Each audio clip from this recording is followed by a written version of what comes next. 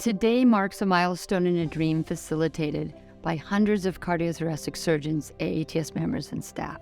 This is a story of the journey of our profession, from the first woman admitted to the AATS, Nina Brunwald, to my presidency today. Our journey demonstrates the living impact of the AATS mission and values through clinical excellence, scholarship, leadership, and mentorship.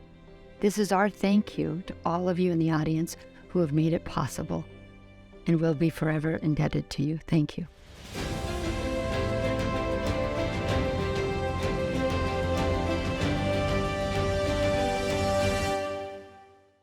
This is a very important time in the history of the AATS, and at this time it is really important to recognize the pioneer in our field, the first woman that was board certified by the American Board of Thoracic Surgery, and the first woman that was an AATS member.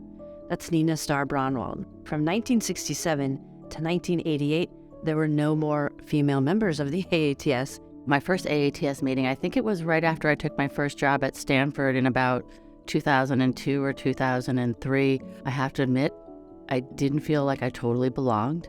Every great thoracic and cardiac surgeon I'd ever heard about was in the room, and it was really intimidating. I do remember meeting Jennifer Lawton at that meeting, and the two of us walking side by side for many hours because I think we felt like we were the only two women who were there. That's one of the things I really treasure about my career, is that so many of my closest friends happen to be my colleagues that I've met along the way in my career. We talk to each other on the phone, we get together at meetings, we call each other during a difficult case, and we are sort of like a sisterhood and are there for each other in so many ways. Is a place where I can be a woman and I can be a thoracic surgeon at the same time.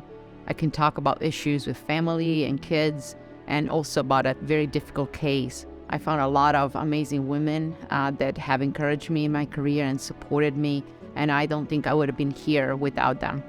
The most gratifying thing about cardiothoracic surgery is the ability to immediately impact patients' lives and to truly improve their ability to return to their quality of life, to their families, to their activities, and know that you have made a positive change in their life. Seeing patients who once had surgery and now are students and now are residents, that's really incredibly motivating, and I think it's at the essence of why we do what we do. My journey begins the very first day of medical school, and there's a cardiac surgeon named Michael Kay, and he's passionate about it. He loves his job, and I'm enamored with the concept of being a cardiac surgeon. He took me into the research lab, and he said, "Guys, I want you to teach her to sew," and I never looked back. And I asked him years later why he didn't tell me that women don't go into this field. And he said, "I didn't think it mattered. It didn't change what you needed to do." And I think that was profound. Inspiring all of us to become what we can do is what's really important.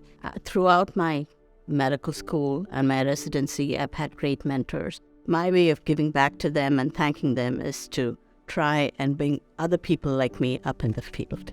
I actually think mentoring junior faculty will be the greatest joy of my career. Watching them grow and become independent, become better than you is so incredibly satisfying. I know in the end that I'm a role model for not only my kids, but for our future generations of our surgical specialty, both men and women.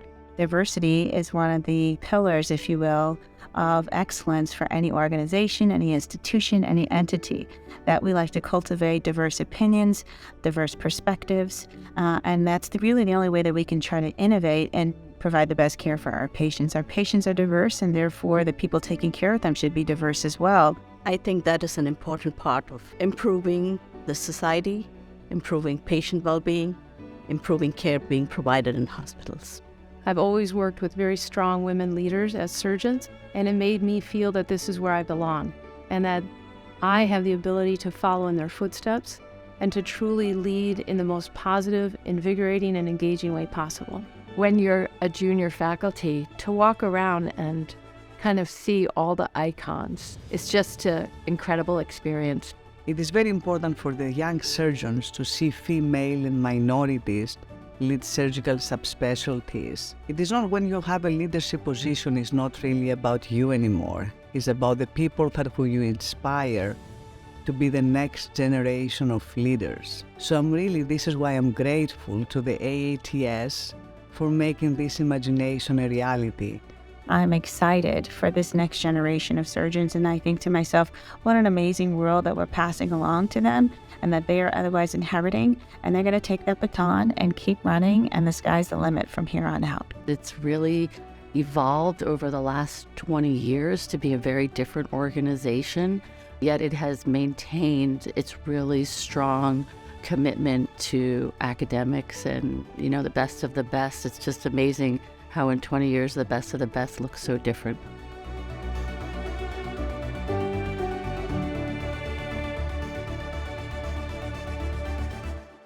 As today's journey comes to an end and the future starts again tomorrow, it's been an incredible journey for all of us. I've always believed that if I could help someone live longer, feel better, find compassion or comfort, or teach someone else how to do what we do, that would be my calling. But then to have the opportunity to lead an organization where every member believes that, practices that, and exemplifies that is just an incredible honor.